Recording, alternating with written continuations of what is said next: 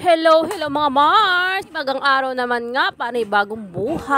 At ito na naman tayo bilang isang full-time mom. Magluluto na tayo ng ating lunch. Simple lunch lang ating lulutuin ngayon. Dahil yun lang ang ating budget.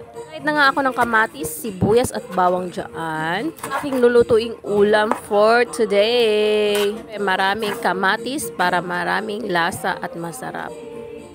Nilagdag ko na nga itong hilaw na kamatis. Sayang naman at natagal na yun sa aming fridge at di pa rin siya naluluto. O, diba? Pinigipig akong pala.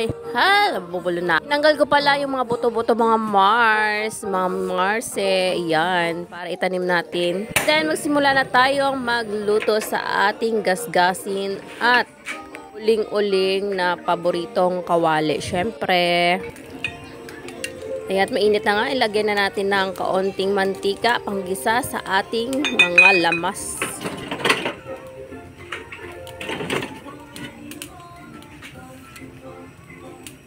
At ilagay na natin ang ating mga lamas.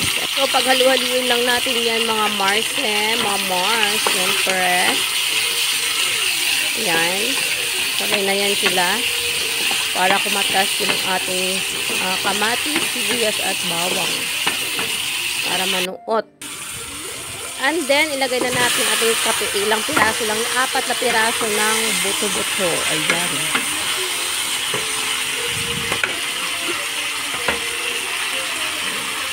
Trip ko na namang mag-ulam ng ganyang klase. So, lagyan natin ng asin, pampalasa, and then ang ating pamintang sobrang durog, kagaya ng pagdurog ng puso mo. Sayang. And then, paghalu-haluin na lang natin yan para manuot yung lasa sa karne. And then, lagyan na natin ng tubig para lumambot ng konti ang ating karneng buto-buto. Pagkatapos niyan, syempre, takpan na din natin yan para kumulo at luto. Okay, ganyan lang po siya kadali. Mabilis lang po yan luto. Ayan, kumulo na nga siya. Ayan, ganyan lang po siya mga Mars pagluto ng ganyang klaseng ulam na putahe.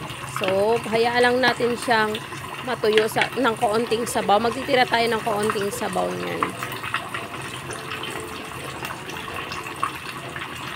And then, pwede na. Ayan lang aking video for today. Thank you po mga Marsis for watch ng aking short video. Bye! God bless!